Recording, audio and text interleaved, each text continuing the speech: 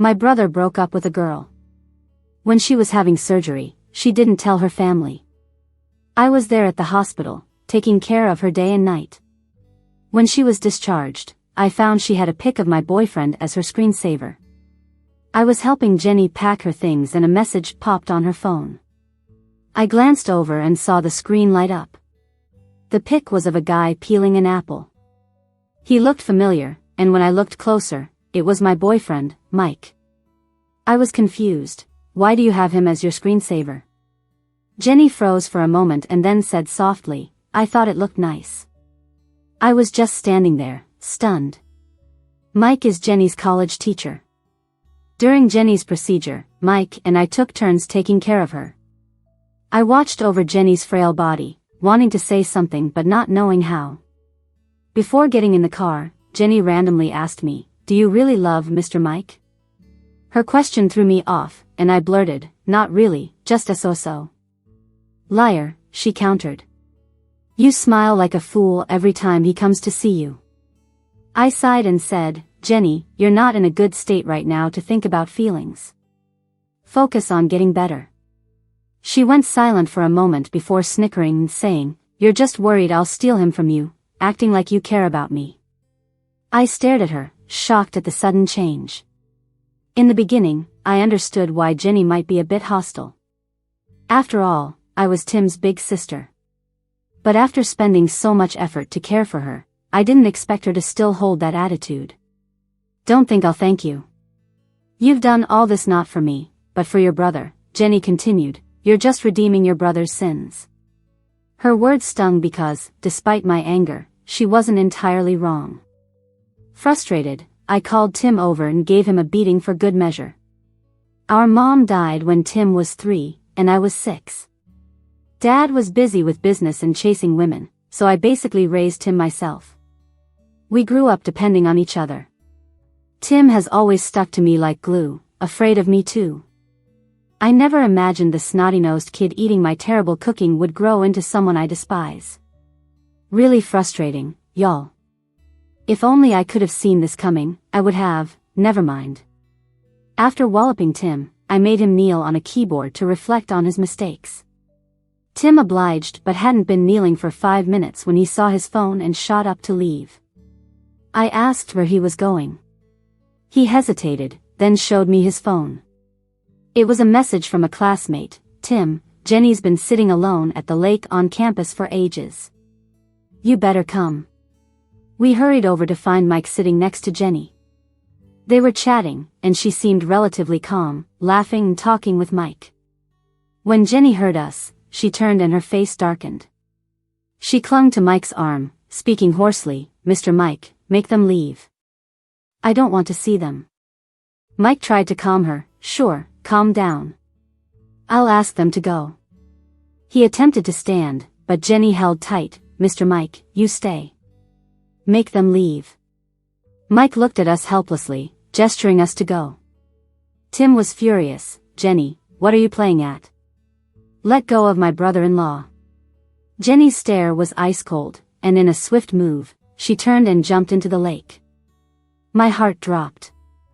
Jenny struggled in the water, clearly not knowing how to swim. Mike jumped in before I could and, thankfully, since they weren't far from shore, pulled her out quick. Jenny was pale, eyes brimming with tears. She clung to Mike, choking out, Mr. Mike, since you saved me, you can't abandon me now. Mike, drenched, sighed, don't pull that again. I won't leave you. Watching this whole saga stirred an odd storm of emotions in me. Jenny's clothes were soaked through, clinging to her. After rescuing her, Mike offered to take her back to her dorm to change. Jenny, dabbing her tears, said she didn't want to go back. I started to offer her my jacket. Before I could reach her, Mike said, Stella, you should leave instead of making things complicated. Then he helped Jenny to his office. I felt a wave of frustration as I turned and saw Tim wasn't looking too happy either.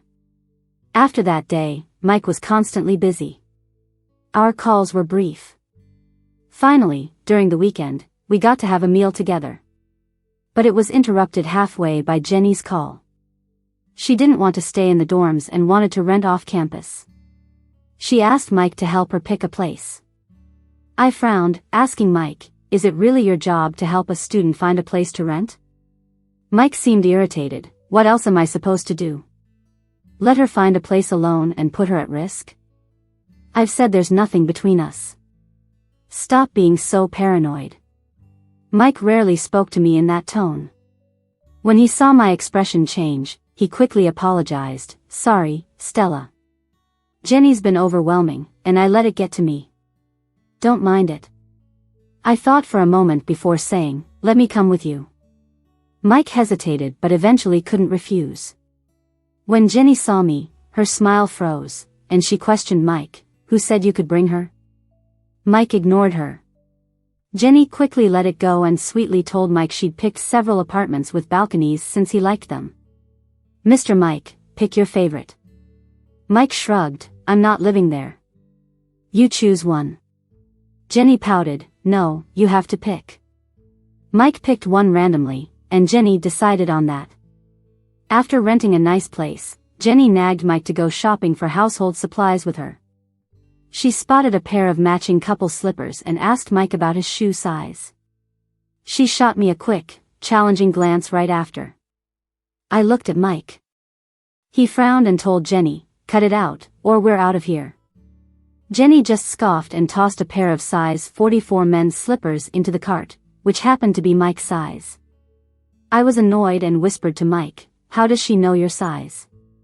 Mike seemed puzzled. "I have no idea. Maybe she just grabbed them randomly." As we were talking, Mike's phone rang. Apparently, one of his students was sick, and he needed to head back to school immediately. He looked relieved. After the call, he waved goodbye and told us to head home on our own. As I was about to leave with him, Jenny stopped me. "What, you can't stop following him around? Afraid I'll steal Mr. Mike from you?" Jenny sneered at me from across the cafe. Her sharp chin and dark circles under her eyes made her look both worn out and defiant, but her eyes had a peculiar shine. "Mike's a person, not an object. If he's snatched away that easily, I should thank you for helping me see him for the jerk he is. Then why'd you tag along today?" I went silent, feeling cornered. Jenny was fiddling with her cup, and she said softly, "Unless you cut off all ties with Tim, I won't stop bugging Mr. Mike." I couldn't believe what I just heard. "Do you even realize what you're saying? Tim depends on you a lot. I noticed it when we were dating. If you cut ties, it'll hurt him deeply." Jenny forced a smile, but her eyes were full of spite. If I really ended it with Tim, he'd be miserable. Even though I was mad at him for being reckless and irresponsible, he was my brother. Blood runs thick. One irresponsible brat versus a kind-hearted boyfriend. What's there to hesitate over? Jenny continued. "You and Mr. Mike have been together a while now, right? Planning to get married soon. If this ruins it, where else will you find someone so in sync?" I took a deep breath. "Jenny, it's Tim who wronged you, not me. Go ahead and get back at him, I'd fully approve. How does making me miserable help?" Jenny let out a cold laugh. "Revenge on Tim? We live in a lawful society. Can't just stab him and be done with it. The best I can do is make his life difficult. You're one of the few people he cares about. Blame Tim, not me, for being in this mess." She hesitated before adding, "Plus, I truly like Mr. Mike. It's not just about revenge. I'm stealing your boyfriend, and I don't even feel guilty." "What? Not feeling guilty for stealing my boyfriend?" "Jenny, I sympathize with what you've been through, but that doesn't give you the right to be a homewrecker. Know when to stop. So, you're choosing Tim." I was losing it. "What do you mean, choosing Tim? One's my brother, the other's my boyfriend. It's not a matter of choosing." Jenny's lips curled slightly. "Just wait and see. With the right effort, any relationship can be broken. I've got time for Mr. Mike." I stared at Jenny, and she smirked. "Think Mr. Mike can't be without you?" He held my hand when he was watching over me in the hospital. I called Mike, and he sounded frustrated. That was me just tucking her blanket. Accidentally brushing her hand. She's clearly stirring things up. How could you believe her? She drove me up the wall today. Can you please not mention that brat to me? I asked what was going on. Jenny insisted on having chicken from this far-off place. When I got it, she didn't want it anymore. Really ticked me off. I gripped my phone tighter. Then why'd you do it? What choice did I have? If I didn't, she'd keep whining at me. I'm tired of it too. So are you just going to keep giving in to her demands? You're her teacher, not her boyfriend. Don't you see you're overstepping? What do you want me to do then? If she keeps this up, how am I supposed to work? And at the end of the day, isn't this your brother's fault? Not wanting a fight, I quickly hung up. A while later, Mike called back, apologizing for his earlier tone. He then suggested, Stella, how about we visit my parents this weekend? They've been wanting to meet you. We've been together for 4 years and I'd never met them because his family's financial situation was poor. Mike told me his dad's illness drained their savings, leaving them unable to provide a house or dowry. He didn't want me to suffer and asked me to wait for him to save up. Meet the parents? I was taken aback. Why so sudden? Mike sighed. Stella, with all this Jenny drama, we've been arguing too much. I want to put your mind at ease and show my commitment.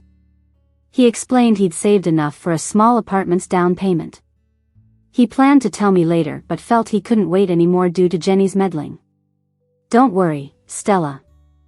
I promise you'll live in a big house someday. I'll work hard. Will you stick with me?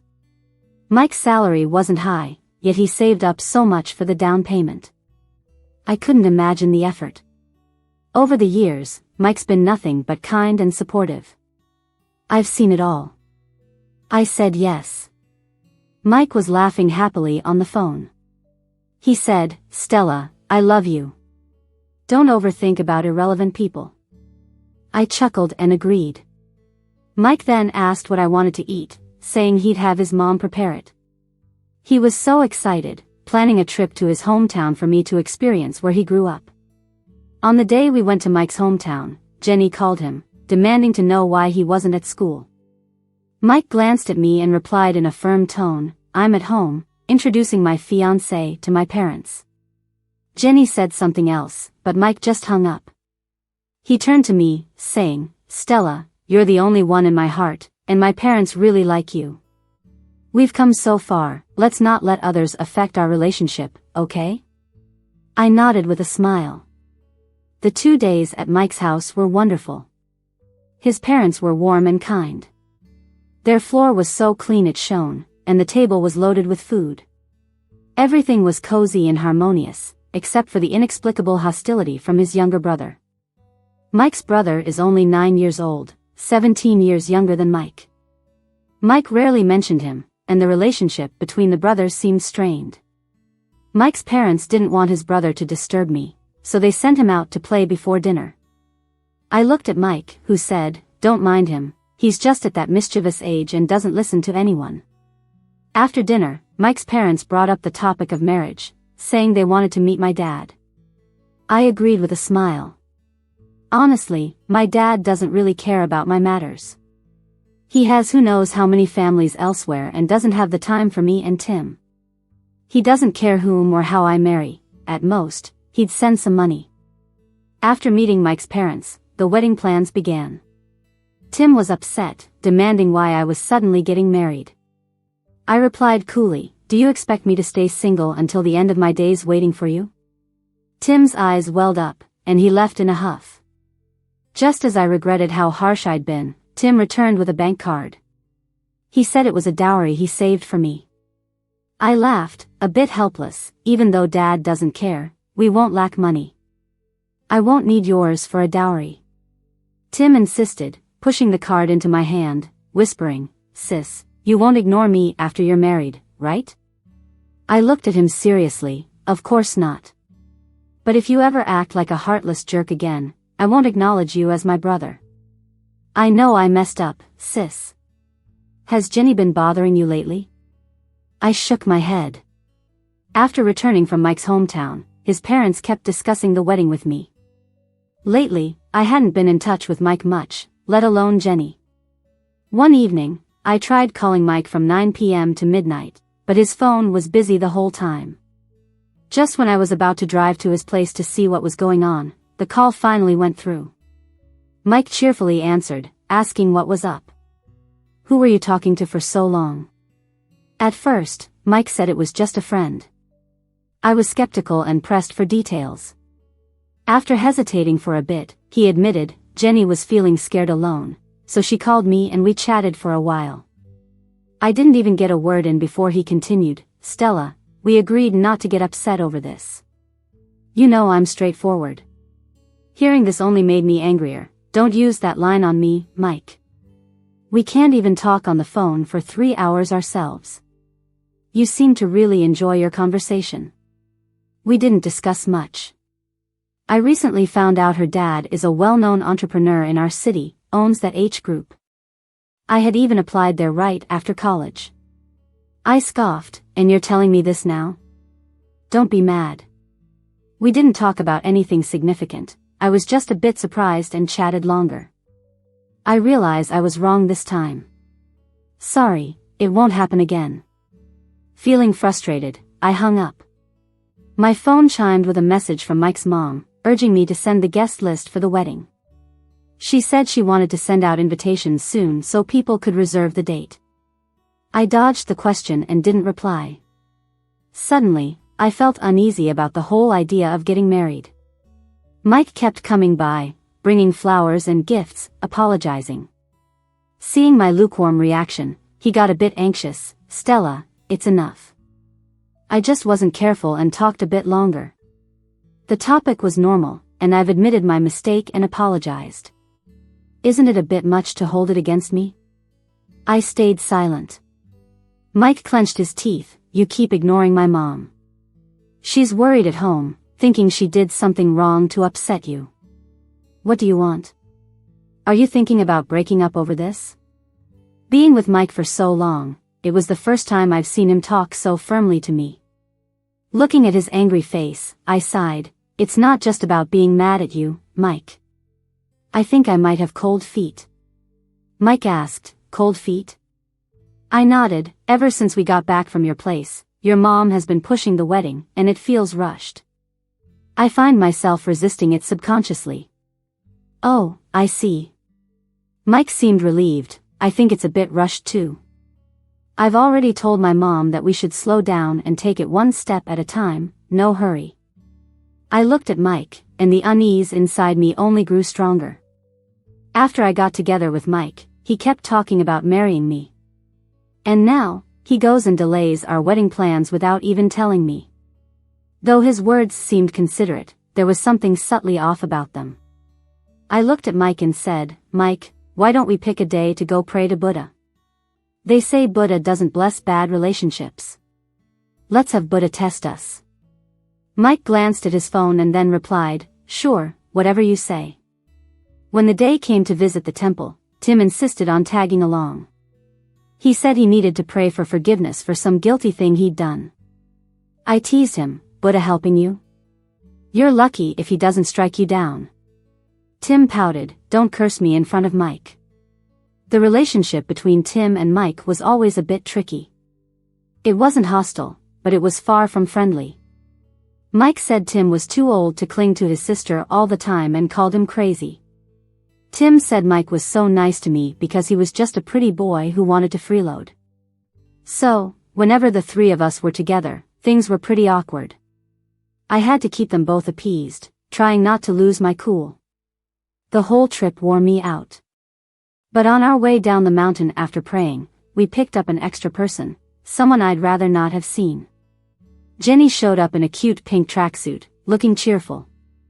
She greeted Mike with a bright, Mr. Mike. Mike quickly replied with a smile, Jenny, what a coincidence. Jenny seemed surprised. It took her a moment before she said, what's so coincidental, Mr. Mike? You told me yesterday you'd be hiking to the temple, so I came to find you. I've been looking for ages. Mike shrugged with a smile. Why didn't you just message me? I didn't want to bother you, Jenny said, shooting me a quick glance. Something was off. Those two seemed off. Normally, when Mike talked to Jenny, he was polite but distant. But now he acted as if he'd known her forever, very familiar and close. Frowning, I sped up my pace. Mike caught up, saying, "Stella, slow down." Jenny sang out from behind, "Mr. Mike, slow down, my feet hurt." I didn't stop, but Mike did. As I walked away, I noticed him lagging behind, ambling near Jenny and Mike. I glanced at Jenny. She raised her chin and flashed me a challenging smile. Normally, whenever I was a bit upset, Mike would quickly apologize and make up. Tim always said Mike seemed like he was trying to win me over. But this time, I was obviously mad and walked down the mountain on my own without waiting for them. Mike didn't even call me. When Tim got back, he looked upset and told me, "You shouldn't marry him." I still think Mike's no good. I asked what happened. Tim said he watched from behind. Mike and Jenny didn't do anything inappropriate, and their conversation was normal, but the vibe between them was unusual. Plus, after you left, Mike kept trying to talk to Jenny. Tim added with a frown, "Jenny doesn't even like him that much. She's just using him, but he thinks he's something special." I rolled my eyes at Tim's jealousy. Mike didn't contact me until that night, sending a simple goodnight message with no explanation. I was furious and called to ask Mike what he meant by that. Mike responded, "I was just saying goodnight. Don't you think you need to explain your behavior today?" Mike replied stubbornly, "I don't think there's anything to explain." I was shocked. "What do you mean? Are you breaking up with me?" "I didn't say that," Mike said. "But I feel you're too petty, and it's exhausting. Let's take a break and calm down." With that, Mike hung up the phone. I stared at my phone, struggling to believe I just got dumped out of the blue. I couldn't understand it. Just days ago, he was eager to marry me, catering to me. How could he change so fast? Ending a relationship is hard, not because you have to let someone go, but because you have to admit you were totally wrong about them being a good person. And I was wrong for 4 years, almost dragging myself down with it. I was so mad. Shopping was the only thing that could cheer me up. I took the dowry card Tim gave me and went on a shopping spree at the mall, where I ran into Jenny. Jenny raised her chin and winked at me with a smug smile. "Buying so much, are you upset? Getting your revenge feels good, huh?" I looked at Jenny, and after a moment of thought said, "If it does, let it go. Don't wreck yourself in the process. Mike isn't a good guy." Jenny froze. I had no desire to keep talking, so I turned to leave, but Jenny called out to me. "Why are you warning me? Aren't you mad at me?" "Why would I be mad? I told you before, if you help me see Mike for the jerk he is, I should thank you." Jenny ran her hands through her hair in frustration and said, "Don't go. I have something to tell you." At a cafe, Jenny didn't hide her irritation when she said, "You know Mike has a son who's 9 years old, right?" I stared at Jenny, stunned. "Guess not. Pretty clueless, huh? 4 years together and you had no idea," Jenny mocked. "I found out when I overheard a woman call him asking for money. Apparently, his son is living with his parents. Didn't you notice when you visited his hometown?" I thought about Mike's brother, and goosebumps popped up all over me. Jenny continued, saying she didn't initially approach Mike solely for revenge. In the hospital, Mike had taken care of her for a few days, acting all gentle and chivalrous. For a girl as emotionally bruised as Jenny was then, it was undeniably attractive. I actually liked him at first. His coldness didn't deter me. It made me more determined. But there was this day we talked, and he did a sudden 180 with how he treated me, Jenny said, her face scrunched up in disgust. Guess why? I remember the day Mike said he talked on the phone with Jenny for 3 hours. His unusual behavior made me wonder, could it be because he found out about your family situation? Got it right. Jenny shrugged. My parents don't normally let me flaunt our wealth to avoid bad influences, so I always say our family is just average. But that day, I accidentally let it slip while chatting with Mike. Once he knew I came from a well-off family and was an only child, he started trying to cozy up to me, openly and subtly. He knows my intentions towards him aren't pure either. Probably to win me over, he also talked a lot of crap about you. I gripped my cup tighter. What did he say about me? Jenny looked at me, opened her mouth, and then said, crap a scumbag would say, so why listen to it? I've had a bad feeling about him since. Later, I accidentally found out he has a son, and I realized what a disgusting person he is inside. Do you know much about his son? Jenny replied, not much, just that he's 9 years old, meaning Mike had him when he was 17. Seems like he never married the kid's mom, and she's always asking him for money. My mind was blown. I can't believe this is the guy who's been playing me for years. The thought made me sick. By the way, do you remember I told you Mike touched my hand while I was at the hospital? I nodded. Jenny chuckled. I was confused then, wondering why he suddenly grabbed my hand. Later it hit me, he was probably checking if my watch was real or fake. Jenny rolled up her sleeve, revealing her Bulgari watch. I took a deep breath. Thanks for telling me all this. Jenny shrugged. No problem, you're a good person. It's just a shame you happen to be Tim's sister. I was gonna help you and Mike patch things up after finding all this out, but my conscience just wouldn't let me. Mike stood outside my building holding a bouquet of flowers, refusing to leave. From my balcony, I watched him. He yelled, Stella, I've calmed down these past few days, and I realize it's you I love the most. Without you, I'm miserable. For a moment, I admired his nerve. How strong must his mental game be to act this scene out? He called me nonstop from different numbers, begging for forgiveness. He ambushed me outside my house, at my workplace. He was like a ghost that wouldn't rest. Everywhere I went, he was there. Finally, I had enough and asked him, are you really not gonna stop? Mike, red-eyed, spoke softly, unless you forgive me, I'll follow you forever. Without you, I can't live. Well, he must see me as the fall guy then.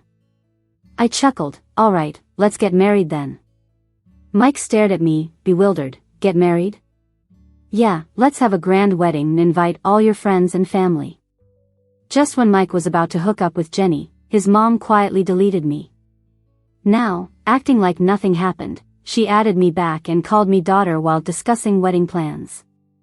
Definitely birds of a feather, those two. I told his mom I'd pay for the wedding, and she could invite every relative and friend from her hometown. I'd cover transportation too. Mike's mom was so happy she almost invited the whole village. On my side, I'm not close with the relatives on my mom's side and don't get along with those on my dad's side.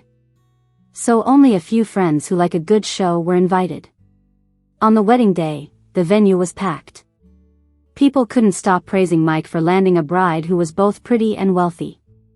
Mike's family could hardly contain their joy. I looked at Mike and asked, where's your brother?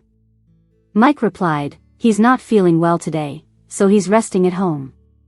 I nodded and smiled. Who said he wasn't there?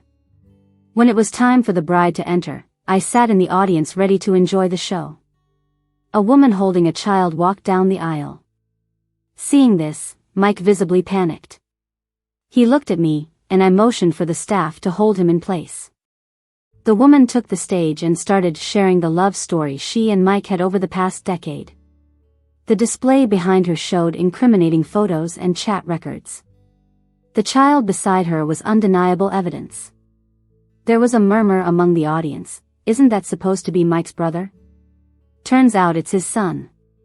Mike kept denying it, yelling that it wasn't his kid and that the woman was slandering him. I clapped my hands, knew you'd deny it. I've already scheduled a paternity test.